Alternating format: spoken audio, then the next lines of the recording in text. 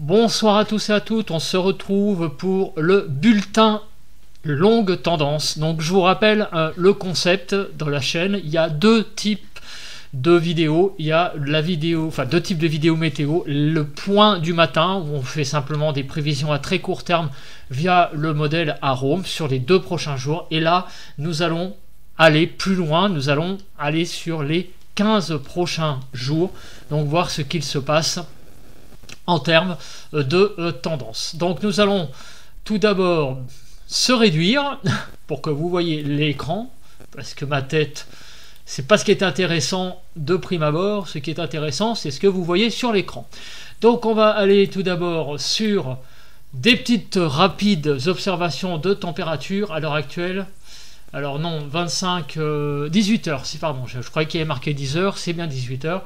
Donc les dernières températures observées de 11 à 14 degrés dans le nord-est, de 9 à 10 sur 11 même sur le nord, 12 à 13 en Île-de-France, de 9 à 11 degrés sur les côtes de la Manche, de 10 à 12 degrés sur la Bretagne. Nous rencontrons des températures de 11 à 14 degrés sur Pays de Loire, 8 à 11 sur Bourgogne, Vosges, Massif central, de 11 à 15 degrés, 12 à 14 degrés sur le Poitou-Limousin, de 10 à 18 degrés sur le sud-ouest, avec donc 18 degrés à Biarritz. Il fait très très doux sur le sud-ouest à l'heure actuelle. Nous avons de 11 à 14 degrés sur les Rhône-Alpes. Sur l'arc méditerranéen, nous avons entre 12 et 15 degrés et de 13 à 15 degrés sur la Corse. Donc il fait encore, comme vous voyez, très très doux ce soir de Noël.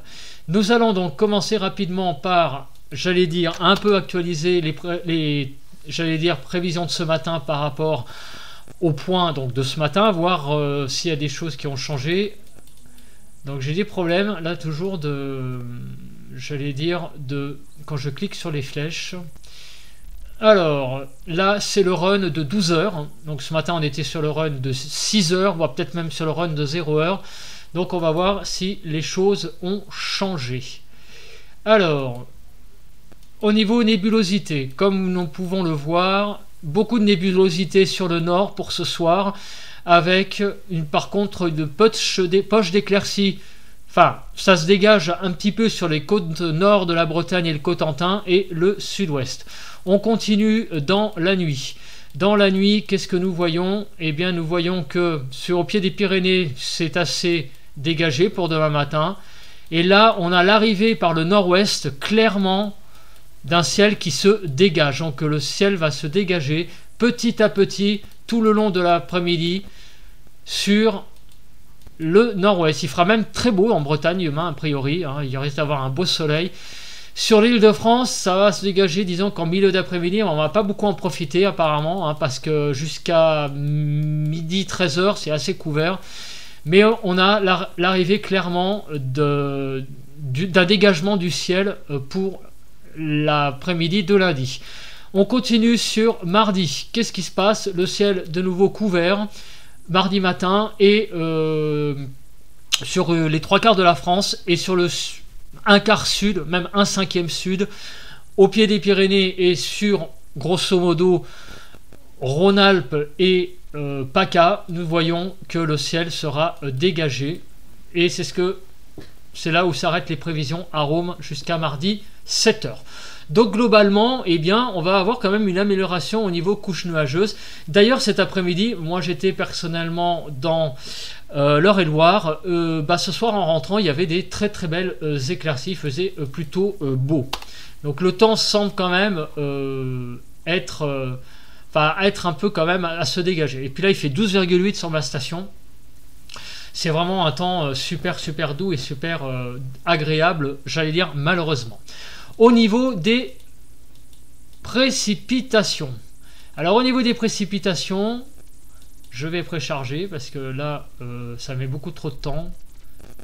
Voilà. Donc on constate quoi? Eh bien on constate que quelques petites précipitations qui circulent sur le nord. Dans la nuit, des précipitations qui vont donc comment on appelle ça, l'estuaire de la Gironde, de la Garonne, donc de la Gironde, jusqu'en Alsace, des petites pluies. cette nuit qui vont quand même être un peu plus importantes en Alsace. Hein. Comme vous pouvez le voir, là, ça a l'air quand même de se pas mal Pardon, excusez-moi. Ça a l'air pas mal d'augmenter en intensité. Je regardais simplement si j'enregistrais bien, parce que j'avais un doute. Voilà. Ensuite, on continue. Les pluies s'évacuent. Pour demain, possible qu'il y ait des petites pluies sur le nord, mais ça reste assez faible. Et mardi, le temps est quand même beaucoup plus sec, visiblement. Mais bon, toujours un temps un petit peu humide quand même, notamment sur le nord. Par contre, au sud, quasiment aucun impact de pluie. Hein. Voilà ce que donnent les précipitations.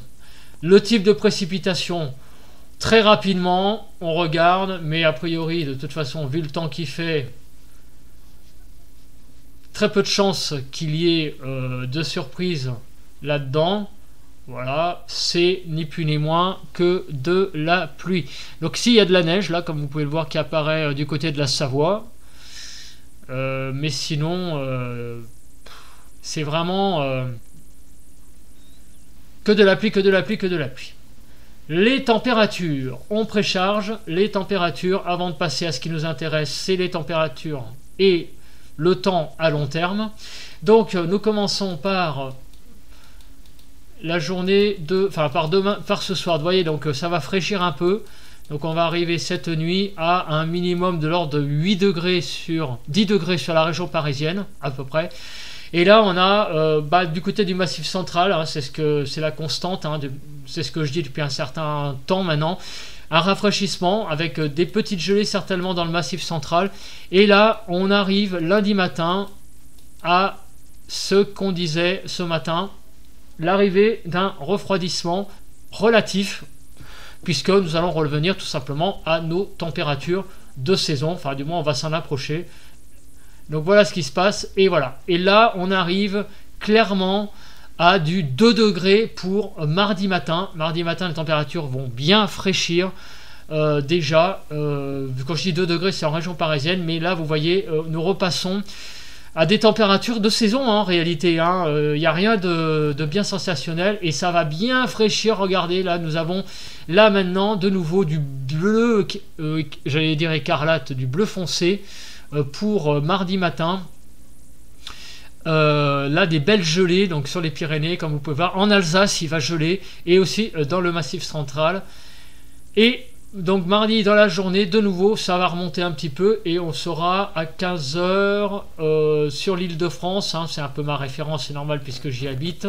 On sera à 6 degrés en journée mardi. Voilà. Donc les températures vont revenir tout simplement à la normale. On va être un peu plus doux encore sur le sud-ouest. Mais globalement, c'est un refroidissement relatif puisque on est quand même, ne l'oublions pas, le 25 décembre. Très rapidement aussi, on va revenir un petit peu sur le vent et après on va passer aux prévisions à long terme. Donc surtout restez avec moi, nous n'allons pas nous priver. Alors je vais repasser sur la France parce que en réalité ce que je repère c'est tout ce qui est à partir du orange. Voilà, avec l'habitude maintenant on va pas s'attarder sur... Au début, hein, il faut interpréter les cartes, donc je regarde, mais là, on s'attarde un petit peu sur ce qui est orange. Donc, ce qui est orange, c'est les rafales, on va dire à plus de 60. Donc, il y a des petites rafales. Là, alors ça, c'était l'après-midi, donc ça ne nous intéresse plus. On va regarder plus dans la soirée. Je vais précharger d'abord, parce que sinon, je ne vais pas y arriver. Voilà.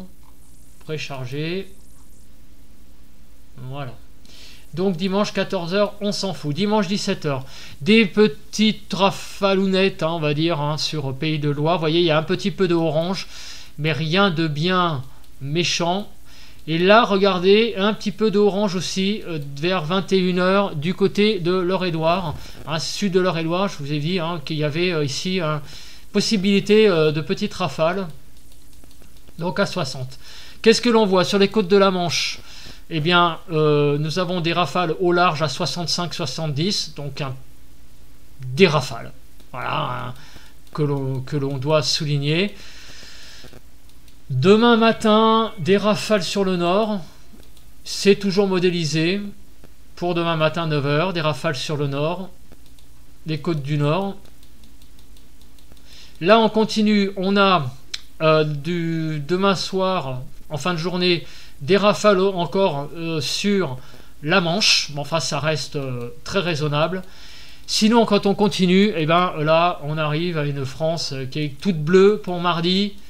Et on a l'arrivée, alors ça ne nous intéresse pas directement parce que, alors sur la Manche ça va souffler à 60-65, mais là regardez, on peut en parler hein, parce que bon bah ça va toucher quand même les terres. On a des rafales à 90, 90 sur l'ouest de la Bretagne, Grande-Bretagne pardon, l'ouest de la Grande-Bretagne. Ici on a là maintenant on peut parler de coups de vent sur l'ouest de la Grande-Bretagne.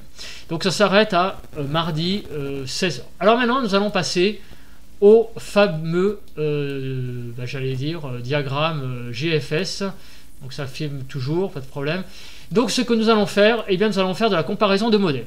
Alors je sais bien qu'il y a des gens qui disent qu'il vaut mieux s'attarder à un modèle, mais moi je veux comparer, je veux voir ce que les modèles font à courte échéance. Alors excusez-moi parce que j'ai un problème ici avec la webcam, elle a tendance à me manger, non c'est bon, la date, donc je voyais pas la date d'inscrite sur la carte.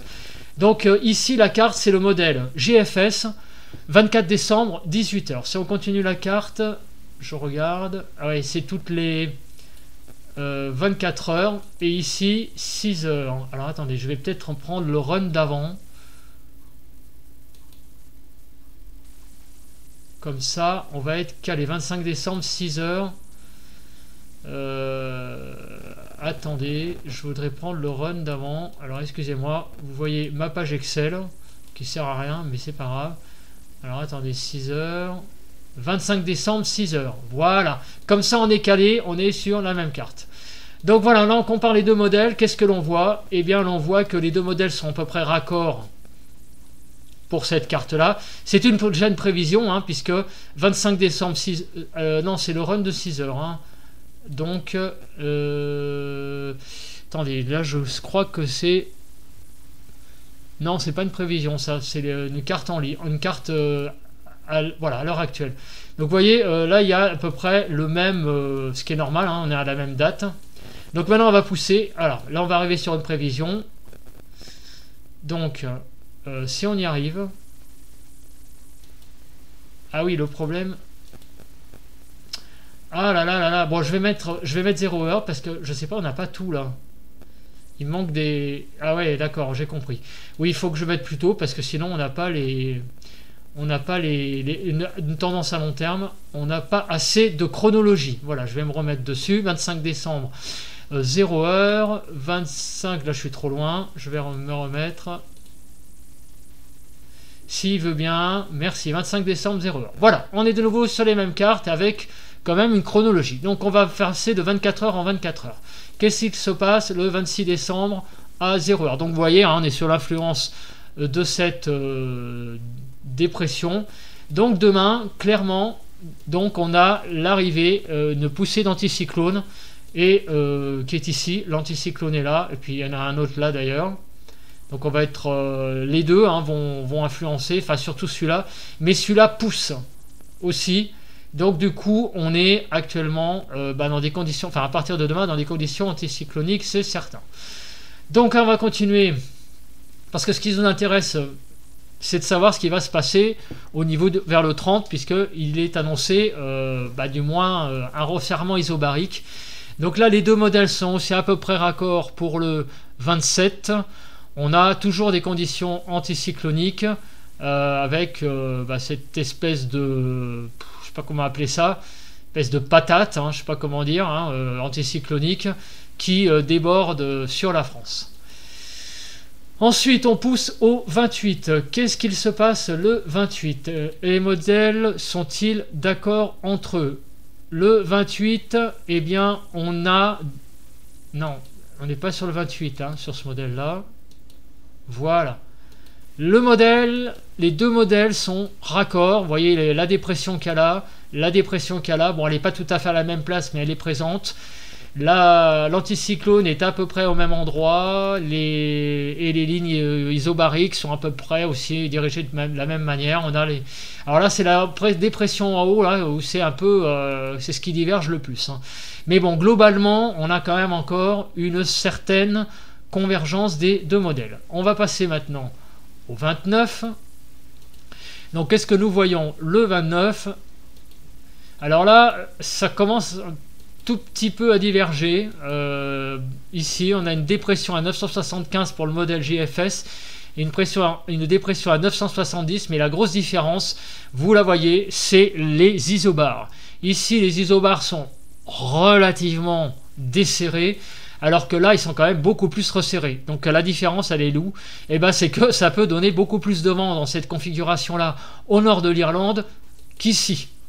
Donc ça, on commence déjà à avoir une petite différence au niveau des modèles. Par contre, au niveau de la France, pour le moment, je vois rien à signaler de spécial, du moins jusqu'au 29. Pour le 30, qu'est-ce que nous voyons? Eh bien, pour le 30, clairement, les modèles, pour moi, commencent malheureusement à diverger. Bon, on a bien la dépression qu'il y a là, mais enfin, ça commence déjà à pas être vraiment très calé, tout ça. Donc, malheureusement, les deux modèles, déjà, divergent. Donc, à l'heure actuelle, moi, je sais pas. On parle d'un truc pour le 30. Moi, franchement, d'après ce que je vois sur les cartes, moi, je vois rien, hein. Pour le moment, je vois pas grand-chose. Même les isobars sont plus desserrés, je trouve, que hier ou avant-hier. Je sais plus quand j'ai rangé le dernier bulletin, je sais plus, vendredi, donc avant-hier. Moi, je trouve que là, on est dans une situation qui va peut-être mener à une déception, parce que là, j'ai l'impression que on arrive, on va pas avoir grand chose, hein. Et là, le 31, c'est carrément divergent. Donc les modèles divergent pour moi à partir du 30. Et on est le 25. Donc vraiment, là, pour moi, il y a une très grosse certitude. Pour moi, par le moment, on n'a rien de bien flagrant à partir jusqu'au 30, quoi. Tout ce qu'on voit, c'est qu'on a une poussée anticyclonique. Alors au niveau maintenant des température, donc à 850 hectopascal, les géopotentiels à 850 hectopascal. Donc ça va donner une idée de... ça va donner une idée de la masse d'air, on va dire. Donc là, 25 décembre, 0h, 25 décembre, 0h. Bon, ça va, on y est. Alors là, on est à peu près calé. C'est parti. Donc demain, on va pas en reparler parce que on en a déjà parlé. On voit clairement l'arrivée du froid par l'ouest. Vous voyez, hein, le vert arrive. Ici, pour le 27, on est clairement également avec une invasion du froid en relative sur le nord. Mais enfin, il n'y a rien non plus d'alarmant. On a vu que ça donnait des températures de saison. Maintenant, on va passer à la suite. Le 28, les températures vont peut-être plutôt remonter. Remonter des températures. De nouveau, le jaune l'emporte et on voit que c'est assez convergent entre les deux modèles. Le 29, lorsque l'on voit le 29, les modèles convergent et on a à peu près également une masse d'air qui se réchauffe encore un petit peu, globalement sur la France. Le 30, on est de nouveau dans la douceur. Et là, par contre, c'est un peu plus divergent dans le sens où le nord, via le modèle européen, est un peu plus froid modélisé que ce modèle-là. Mais globalement, on reste quand même dans une grande douceur jusqu'au 30. Et jusqu'au 31, là, ça commence vraiment à diverger. Donc là, l'échéance est trop compliquée pour aller plus loin. On va voir après avec des diagrammes en eux-mêmes, voir ce que ça donne avec les différents scénarios. Mais en tout cas, sur les deux modèles ici, c'est le OP. Alors je crois que je sais plus ce que ça veut dire.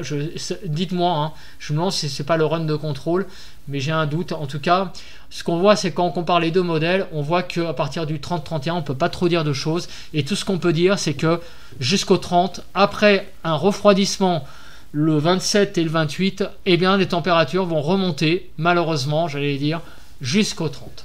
Donc pour l'instant, on peut pas dire que il se passe grand chose au niveau météo. Alors maintenant, on va parler de Melun.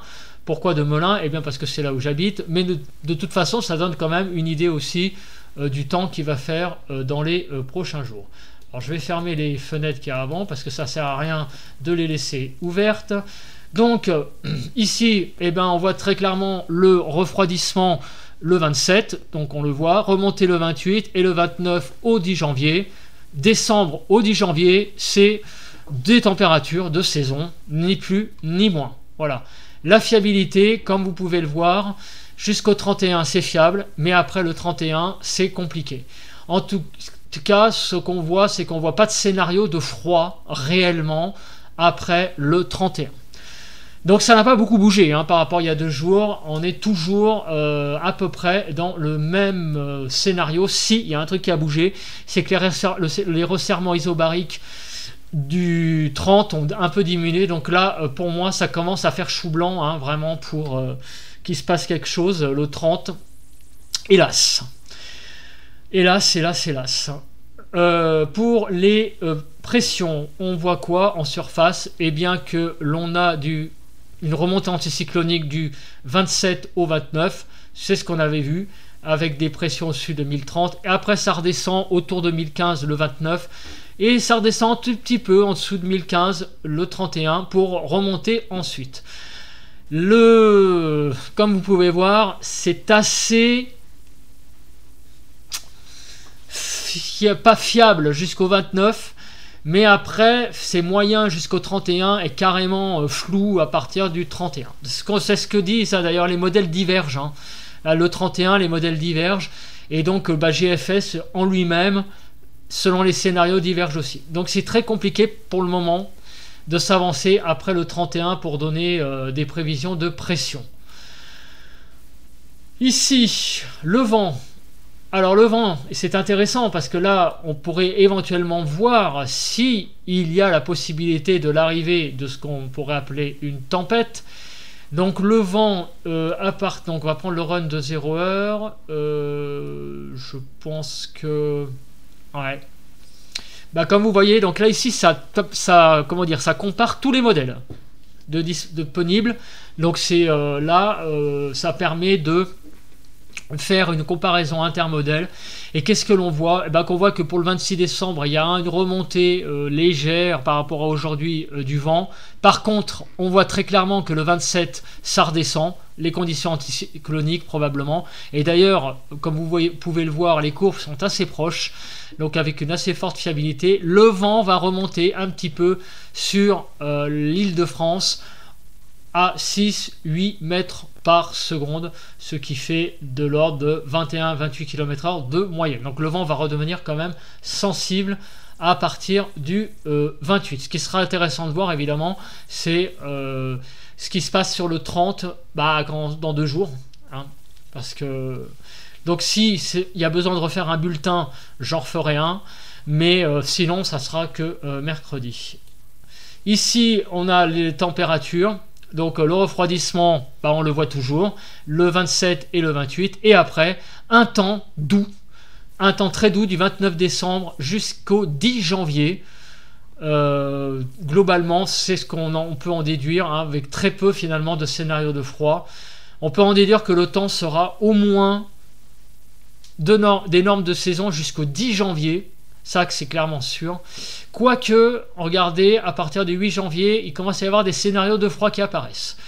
Mais par contre, jusqu'au 7-8 janvier, jusqu'au 7 janvier, on va dire, ça devrait être la douceur qui domine et vraiment un temps ou de saison, ou voire au-dessus des normales de saison. Donc on en a pour un moment de cette douceur. Hein.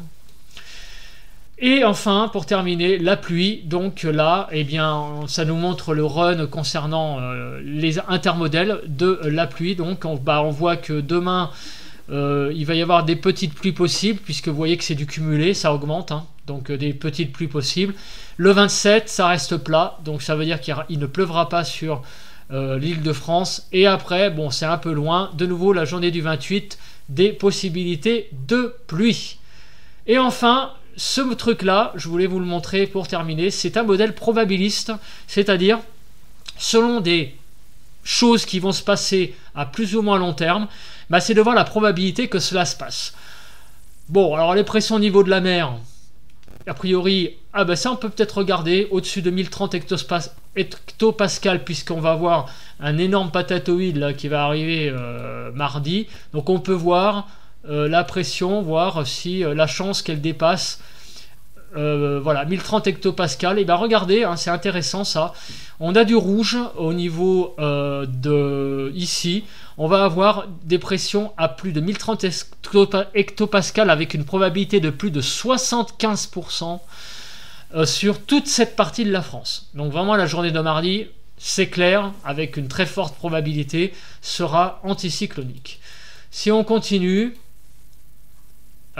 cette magnifique carte, bah si on continue après, il se passe pas grand chose, si ce n'est que si, regardez, le dimanche 1er janvier, on a de nouveau des probabilités assez significatives, de l'ordre de 25 à 50% quand même, de pression supérieure à 1030 hectopascal, notamment, et même supérieure à 50% sur la région niçoise, l'extrême est de l'arc méditerranéen. Donc ça c'est intéressant de voir ça pour le 1er janvier 2020.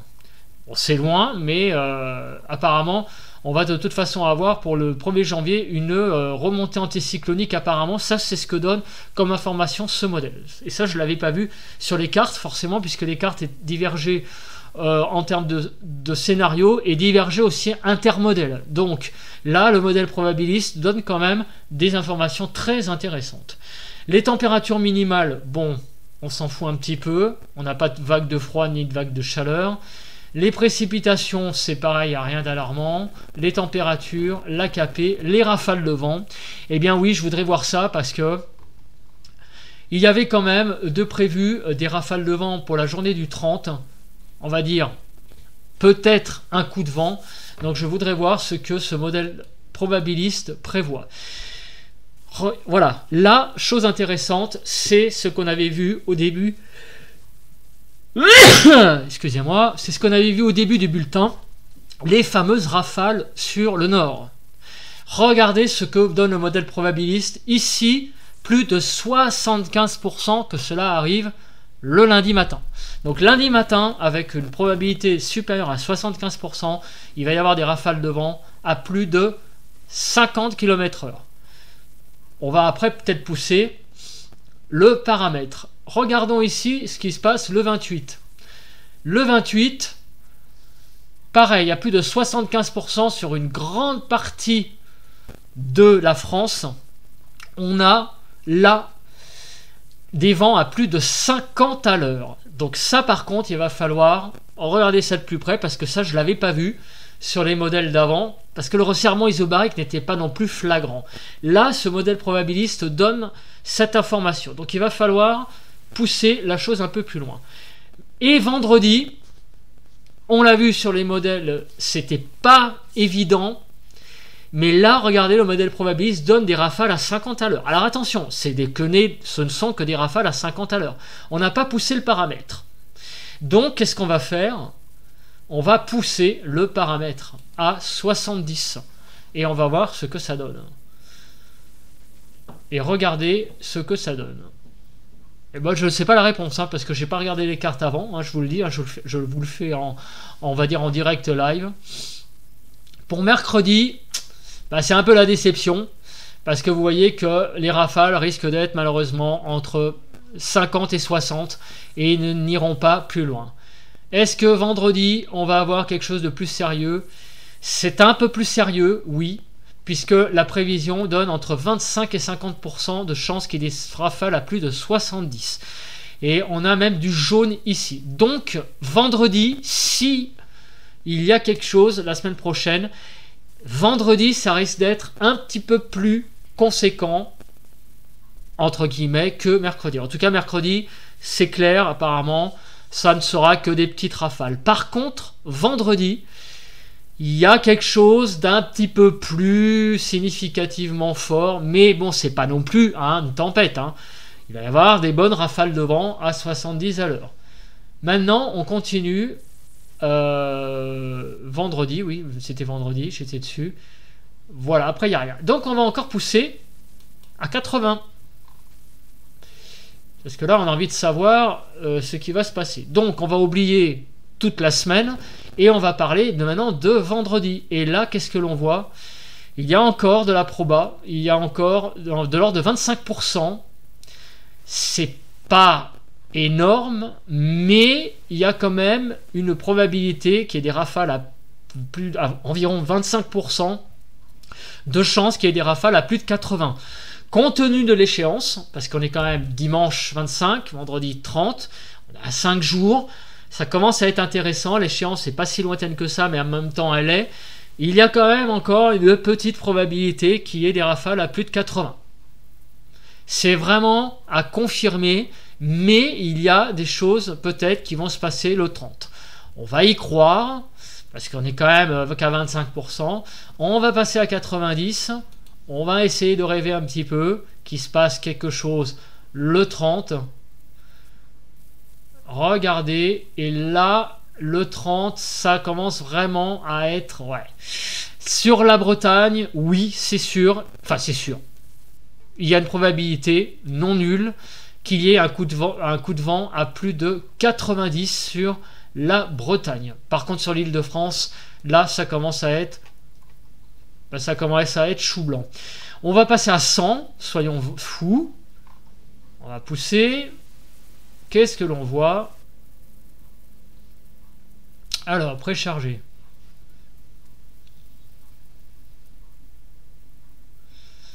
Alors, là, il y a encore un peu de probabilité sur l'extrême pointe de la Bretagne avec des vents à plus de 100 à l'heure. Alors là, c'est pour le 30. Donc, autrement dit, en résumé, il va falloir quand même suivre ça de plus près.